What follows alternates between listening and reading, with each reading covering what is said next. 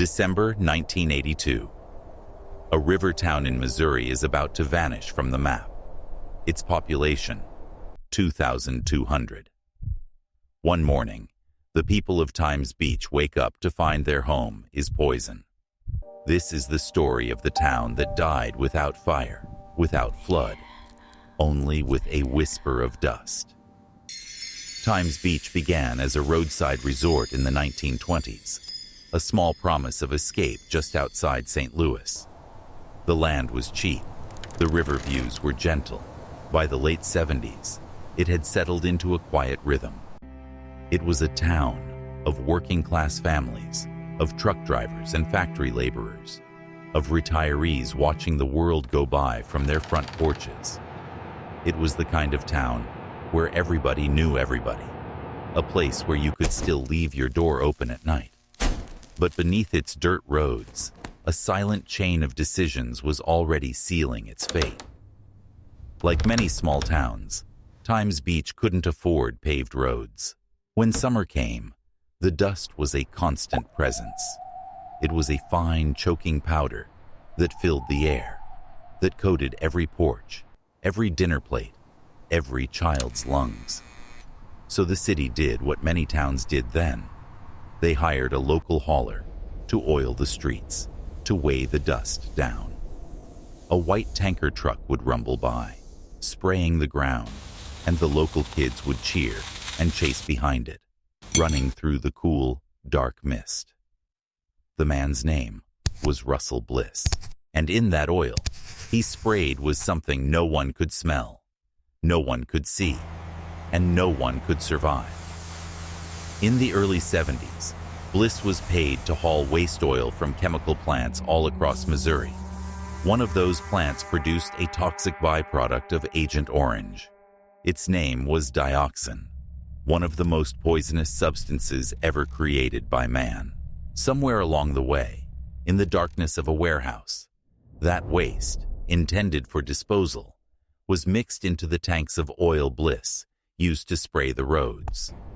Over the next 4 years, he spread it, 23,000 gallons of poison, across horse arenas, across barns, and across every single street in Times Beach. The poison soaked into the soil, a ticking clock that no one knew was counting down. The sickness began quietly. It started with the animals. Pets fell ill with mysterious ailments. Horses, after playing in the oiled soil of their arenas, simply dropped dead. Then, it came for the people. It was a sickness without a name. Headaches that wouldn't quit.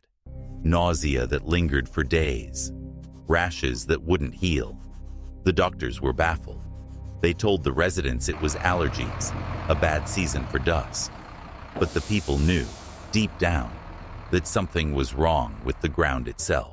No one knew they were living on a chemical bomb, and that the fuse had already been lit. In 1982, a flood swept through Times Beach. The Merrimack River spilled its banks, inundating the town.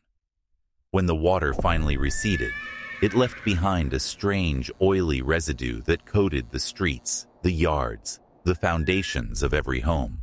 The Environmental Protection Agency sent a team to test the soil, their faceless forms encased in white suits as they moved through the foggy, deserted streets.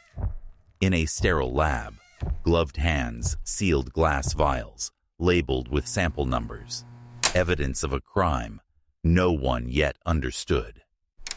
What they found shocked even the seasoned scientists. The dioxin levels in the soil were up to 100 times higher than any recorded in the history of the United States. The scene in the lab froze on a single reading from a soil sample. 300 parts per billion.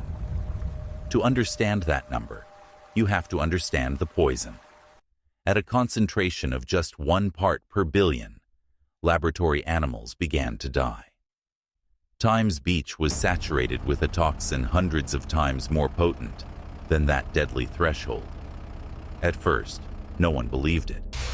In tense local meetings, angry voices echoed off the walls of the town hall. They say we can't live here? Where are we supposed to go? Some residents insisted it was a government scare tactic. Others were certain the danger was exaggerated, a panic over nothing. But inside the EPA's offices, the panic was real. Scientists argued over maps marked with red pins. Reporters typed frantic dispatches. There was no precedent for this.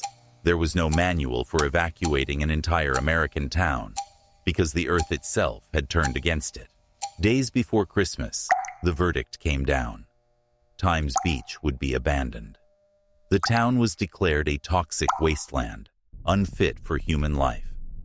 The federal government bought every home, every business, every memory, for pennies on the dollar. In January of 1983, military trucks rolled down the silent streets. Families, their faces numb with shock, loaded what little they could into boxes. They left behind family photos on kitchen tables, children's toys half buried in the mud. They were ghosts, leaving a ghost town. The people of Times Beach never returned. Their town was bulldozed, every structure pushed into a pile of rubble. Then it was burned, sending clouds of ash into the cold winter air. Finally, it was buried under a mountain of its own contaminated soil. It took 12 years and $265 million to destroy the soil of Times Beach. Every single grain was dug up and burned in a giant incinerator, a massive furnace built on the ruins of the town itself. Silhouettes of workers watched the flames, their faceless forms stark against the orange glow.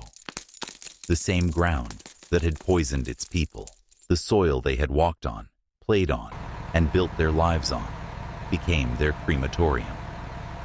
For decades, the survivors carried invisible scars. They battled depression, cancer, and the haunting guilt of not leaving sooner. They met once a year in a diner in a nearby town. Old photos spread across the table, ghosts of a place that no longer existed. They still dreamed about that place, about the smell of the air after the rain, a smell you could never wash out.